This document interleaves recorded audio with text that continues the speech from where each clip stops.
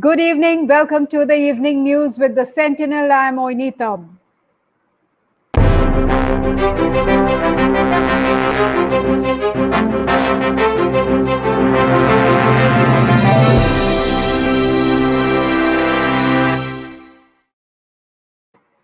And the headlines at this hour.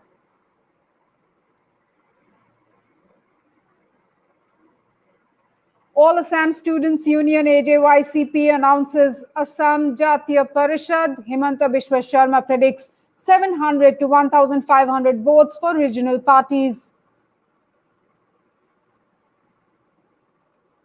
Meghalaya Chief Minister, Deputy Chief Minister goes for COVID test. Results awaited.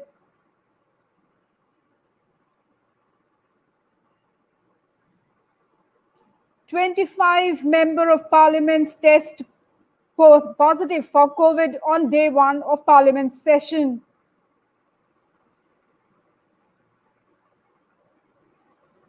And now the news in details. First, the story about All Assam Students Union and the Assam Jatiyatabadi Yuva Parishad announcing their new political party, Assam Jatiya Parishad. Their motto, of course, is Assam first, always and ever. In fact, they have been holding meetings and press conferences over the past several days, and today is when they came up with this particular announcement. The convener committee, represented by academicians Krishna Gopal Bhattacharya, Basanta Deka, and seasoned politician Jagdish Bhuya, among others, they are the ones who made the announcement in Guwahati earlier in the day today. The membership drive of the newly formed political party will start from tomorrow and will continue across the state till October 31st. The first convention of the Assam Jatiya Parishad will be held in November, where the party will get a permanent committee. The logo is also expected to be announced in that convention. Till the formation of the permanent committee, the 17-member conveners committee will continue with the day-to-day functioning of this particular regional political party announced today. Now, this, of course, the ASU and AJYCP has been talking about for a very long time. In fact, it is after the car agitations, the Citizenship Amendment Bill agitation since then, this particular thing has been doing the rounds. There has been a lot of media headlines talking about the joint political party to be announced. In fact, ASU had already made announcements earlier, like I said, during the car agitations, that they would be coming up with a political party. And of course, ASU has reiterated that ASU's apolitical identity would continue to be there. In fact, some of the top ASU leaders would be exiting the Students' Union to be part of this Assam Jatiya Parishad. Meanwhile, playing down the chances of all the political parties, the newly formed one in the state of Assam ahead of the Assam elections, which are scheduled for mid next year, Assam Finance, Health and Education Minister Himanta Biswa Sharma said that such parties would at best garner anywhere between 700 to 1,500 votes. And in fact, speaking to reporters, he said, "If my words do come true, do not say that I perform magic." In fact, Himanta Biswa Sharma, he is also the NIDA convener, is known for his poll predictions. And he is one person who really knows what he is talking about.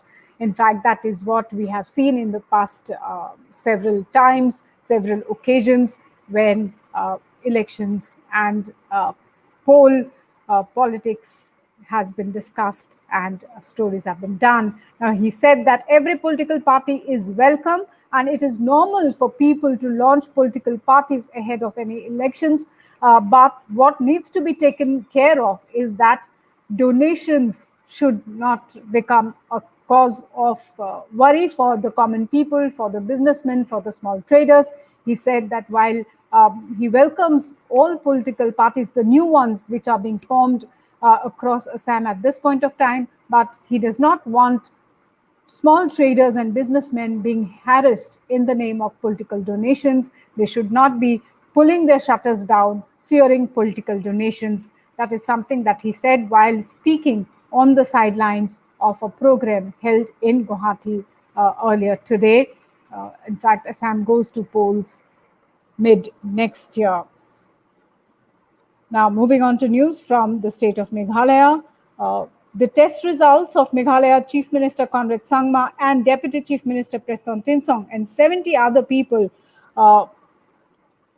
at the CM's residence and office are awaited. In fact, they all had gone for COVID tests after a private driver in the Chief Minister's bungalow tested positive. This is what Director of Health Services, Dr. Aman War, told reporters earlier in the day. Today, Chief Minister Conrad Sangma, he has just returned from New Delhi, and Preston Tinsong had returned from Manipur. In fact, they were there in Manipur as well. And now, in the meantime, Meghalaya Power Minister and elder brother of Conrad Sangma, James Sangma, has already tested positive for COVID. Chief Minister Conrad Sangma and Deputy Chief Minister Preston Tinsong are now in quarantine. Meanwhile, during the day, the number of positive cases in Meghalaya, the new ones recorded, stands at 109. The number of active cases in the state now stands at 1,686. 2 more deaths recorded during the day today, taking the death toll to 28. There were 76 recoveries. The total number of recoveries now stands at 2,151. Meghalaya so far has recorded total 3,865 cases. Now, moving on to national news. Today was day 1 of the monsoon session of Parliament, and 17 members of Lok Sabha and 8 from Rajya Sabha tested positive for COVID. These were the results that came in after the mandatory tests were carried out before the monsoon session of Parliament, which started this morning. Among the infected Lok Sabha MPs, the BJP has the maximum number at 12. The YSR Congress has 2 MPs, the Shiv Sena, DMK and RLP 1 each. According to Parliament sources, a total of 56 people tested positive during the RT-PCR tests conducted in the Parliament building complex on September 12th. The figure includes officials, media persons, and MPs of both Lok Sabha and Rajya Sabha. So that was day 1 of Parliament session. Deputy Chief Minister of Delhi, Manish Sisodia, has tested positive for COVID. The test results came in today. He did not attend the assembly session earlier. This is the Delhi assembly session earlier in the day, as he had fever since Sunday night. And here is what he said in a Twitter message. After having a mild fever, I took the corona test today. I took the result of which came out to be positive. I have kept myself in isolation. There is no fever or any other problem right now. I'm completely fine. With all your blessings, I will return to work soon. That is the tweet, जहाँ पे उन्होंने बताया कि हल्के बुखार होने के बाद आज कोरोना टेस्ट करवाया and the results have come in positive. That's the tweet from Delhi Deputy Chief Minister Manish Sisodia. He tested positive for COVID today. Meanwhile, the number of recoveries in India has gone up. India, in fact, overtook Brazil to register the highest number of COVID-19 recoveries in the world at 37,80,107. This is according to data released by Johns Hopkins University. According to the Union Health Ministry, India's recovery rate has touched 78%, reflecting the increasing number of high recoveries per day. Globally, 19 million people have recovered. In India, 37.8 lakh people have recovered, followed by Brazil at 37.23 lakh cases, and the US at 24.5 lakh. As far as India's coronavirus tally is concerned, it has crossed the 48 lakh mark. 92,071 new cases reported in the last 24 hours. As many as 1,136 deaths were reported on Sunday, taking the total number of deaths so far in the country to 79,722. So that is the coronavirus update from across India. Little bit of good news coming in as far as commodity prices are concerned. Retail inflation has marginally eased to 6.69% in the month of August. This is as per data released by the Ministry of Statistics and Program Implementation. The retail inflation is measured by the consumer price index. In fact, retail inflation actually means the prices at which you and I buy our regular stuff like vegetables, meat, fish, eggs, milk, all of these things. Now, the CPI for the month of July was also revised by the government to 6.73% from 6.93% last month too. The government had revised the CPI data for June. The revision was from 6.23%. The